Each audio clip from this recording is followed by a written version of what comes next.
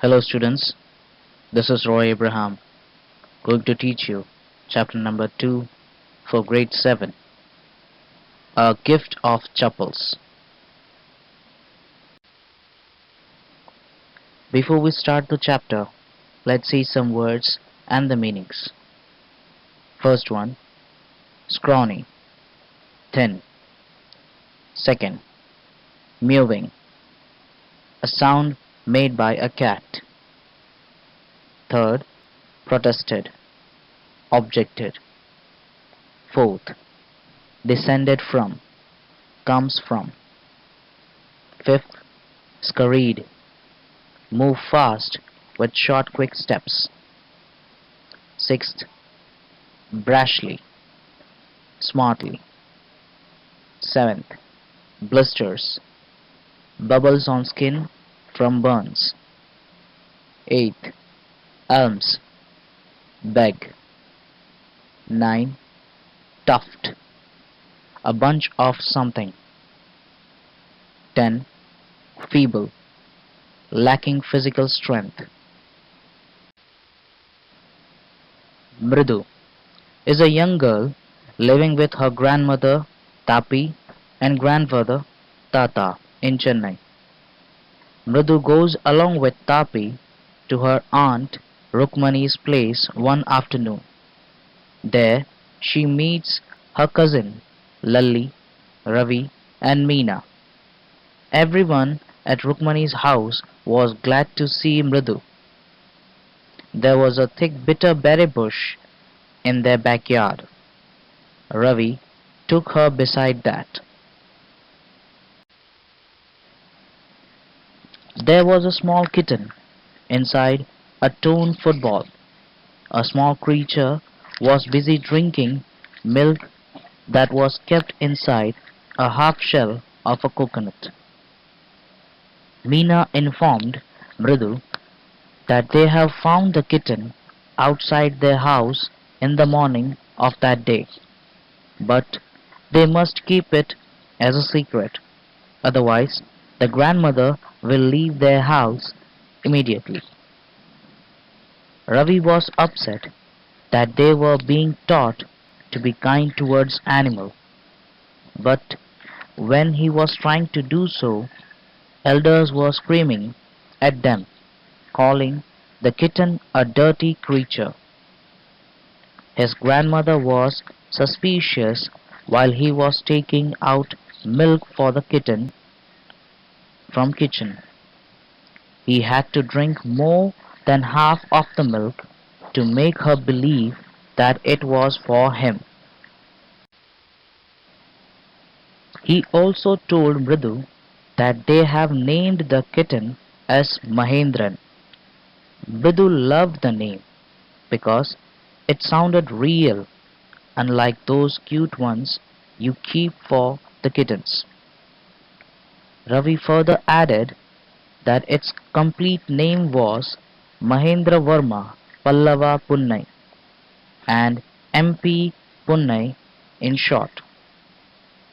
He informed her he could make it from its fur that it was a fine breed cat, a close relative of lion family, the one that Pallava kings used in their emblem. To this, Mridu giggled, which instigated Ravi to prove his knowledge about the history further. Ravi was busy in making all proud announcements about his kitten when a weird sound, screech, came from the window. Mridu was shocked, while Mahendran was frightened.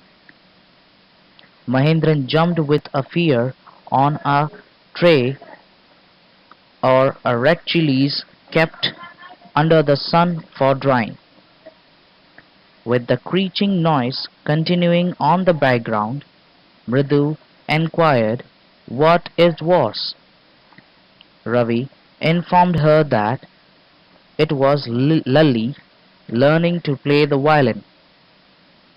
Mridu peeped from the window and she found Lalli was holding the violin in an awkward position, sitting a bit away from her music teacher, who had his back towards the window.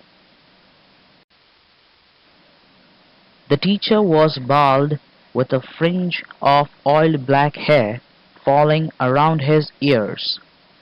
There was gold chain in the neck and a ring on his hand. He had a big toe with which he was thumping the ground.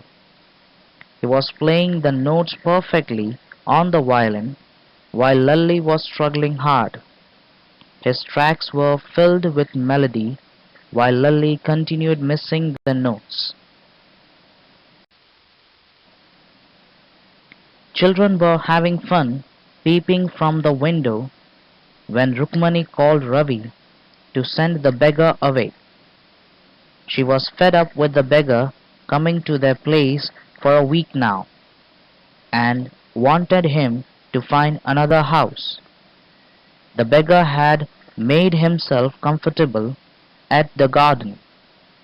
He was leaning against the neem tree with his upper cloth spread under it. He was about to snooze when he heard Ravi asking him to leave. He was shocked hearing this and called for lady of the house. An irritated Rukmani told Ravi that wasn't anything left in the kitchen and asked the beggar not to come again. Her voice was so loud that Ravi didn't have to repeat her words to the beggar. The beggar told them that he would leave after taking rest for a while. It was too hot outside and there were blisters on his feet. The children were in pain, seeing this, and started making plans to give him Chappals. Mridu remembered seeing a pair of old grey chappals while she had entered Ravi's house. She asked Ravi whom they belonged to. Ravi took the chappals and gave it to the beggar, and asked him not to come again. The beggar went away, wearing the chappals and blessing the children. It was the time for the music teacher to leave. He was looking for his chappals. He called Lully, and they looked everywhere, but didn't find them. Lully informed Rukmani about it. Rukmani questioned the children if they had seen anyone picking up the chappals. Rukmani was really angry, and Mridu couldn't control any more. She told her that they have given the music teacher's chappal to the beggar. Rukmani went inside and brought Gopu Mama's new chappal and gave them to the music teacher. The teacher was happy getting the new chappals, but still pretended as though it was tough for him to accept them. The teacher called Ravi a monkey, an incarnation of Lord Hanuman, which seemed clear that Rukmani didn't like. She wanted the teacher to leave immediately. After he left, she called the children home and offered them some snacks. She thanked God that Gopu Mama don't wear chappals in the office, but needed them after coming home immediately. She wondered what she will tell him, giving him a hint that she will take the blame on herself.